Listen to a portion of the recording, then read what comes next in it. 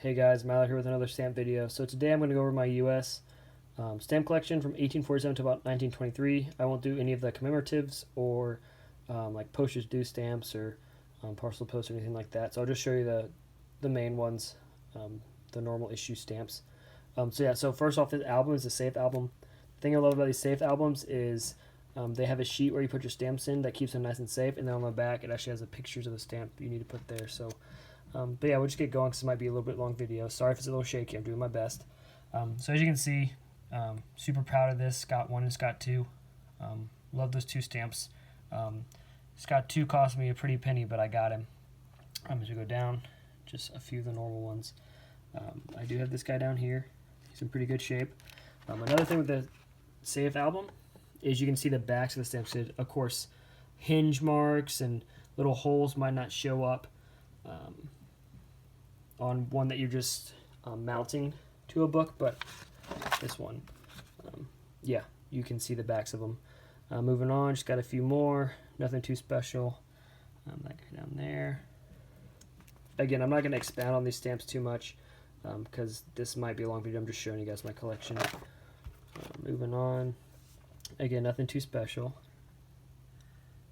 That guy right there. I would show you guys all the backs of these, but that would just take way too long. So I'll just show you guys this stuff. As you can see, I've actually written a few of the Scott catalog numbers down here. These are actually my stamps with grills on the back right here. So yeah, actually Scott 100 is a pretty good stamp to have. That one's in really good shape. All the perfs are on it. It's been hinged, but it's in really good shape. Whoa. Yeah, this is one of my good pages. Normal commemoratives up there. We're moving down. It's got these two guys, hard to differentiate. The difference is right up there. But yeah, this guy, one of my favorite stamps, of course. Super hard to find, super hard to get. But when you get it, you hold on to it. Yep. And as you can see in this left side, they actually give you the year and all that stuff, which really helps when you're looking to organize them. Just so you know, the perfs, the watermarks, the secret marks for these banknotes. That's what you're looking for. Here's some more again. 7375. Whoops, turned a little too far that time. Yep, there you go. Get all of them in there. Not bad, 90, sit down there. Sorry, it's kind of it's hard to hold the camera and also talk and flip pages. As you can see, I'm still missing a few, but some of these aren't hard to find. I just got to take the time to do it. Just got to go on eBay one day and get them all, but I just don't have the time right now. So yeah, so now we're probably getting to around the point where I'm going to start to have a pretty full album. Again, these two up here aren't hard to find. I just haven't had the time to do it. These guys down here can run you up pretty good though. So those guys will probably cost me some money to get, but I'll have to do it at some point. Again, I just don't have the high denominations. Those are harder to get.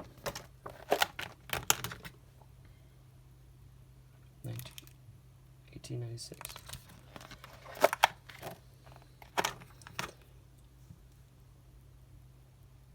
There you go. This guy down here, super hard to find. Imperf. Abraham Lincoln, it's blue. Looks exactly like that guy, but it's imperforated. They're faked everywhere. Be very wary when you see those online or somewhere. Make sure that it's certified. Do not buy one that's uncertified because it's probably just had the perfs clipped off and made it to look like it was imperforated. Be very careful with that one. Yeah, so now we're getting to definitives that some of my videos are on. These take forever to figure out which ones they are because there's two types of watermarks, at least 3 different types of perf variations, and then some of those perf variations can have even more. So it takes forever. I'm very proud of my definitive collection here. We'll move on. These are the early ones. So the reason why this page is so blank is because it's the coils that are super hard to get and very expensive. And also up here, if you can tell, it says it's on blue paper. So blue paper was a type of paper that printed stamps on very rarely, but when they did, stamp collectors usually snatched them up because they noticed them. But yeah, they're really hard to get. Also, these coils, not very common, very expensive.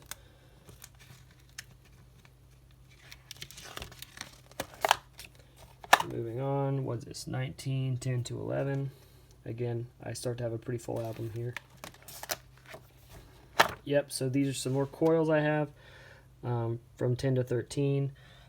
As you can tell, this is for the 2-cent Washington down there. Never hinged. Catalog's 280 plus. Mint never hinged right there. Mint never hinged right there.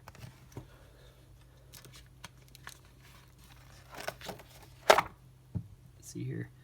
1912 to 14. Got them all but this guy down here.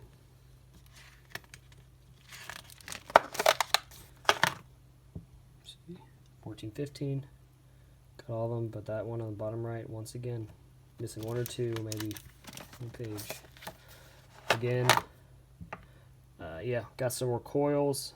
So this is when it gets really tough. This is the third video of how to identify stamps I'll get into. But it is rotary and flat plate press. It's a type of technique they use to actually stamp the stamps with the colors and image and everything. And depending on which technique they used, changes the value a lot. So again, I'll get into that video at some point. It's super, super complicated and hard. You have to have a really, really good eye for it. So I'll do it at some point, just not today. Let's see here, 16, 17. Got the high dollar amounts down there.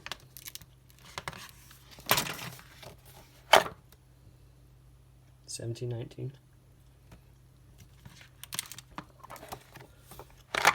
$17, $19.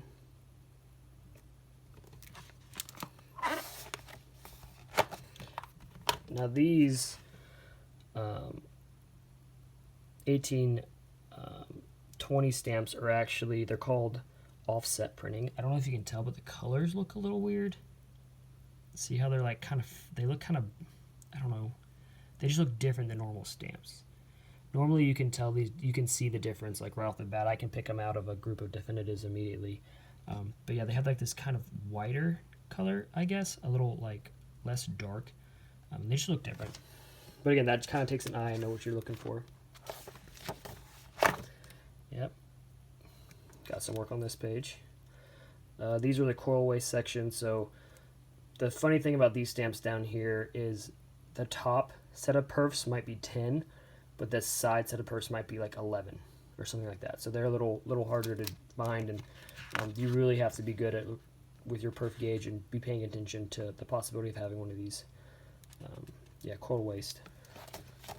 Yeah, but now we're getting to the easy ones. So I have a whole nother section. So I'm gonna yeah. So these are super easy to get at this point. Not hard. I'm just seeing I put a plate block in here because I know that has a little value. But yeah, I mean these are not hard to find, not hard to get. Neither are these. And as you can tell, I just haven't taken the time. So if I'm going to get a set of these, I'm just going to get one mint. And I just haven't taken the time to go on eBay and get one. And go online and find one.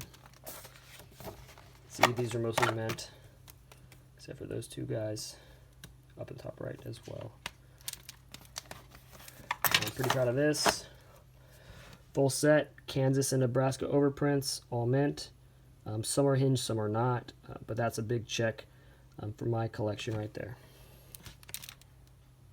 I'm just making sure that whenever we get to the other types of stamps, we'll just move on. Yep, see, notice it's bare. I'm just going to get my full collection whenever I want to. But yeah, so that ends just my normal stamps. I will do a separate video on these stamps and then the rest in the back of the book that I have in this binder. Thanks for watching.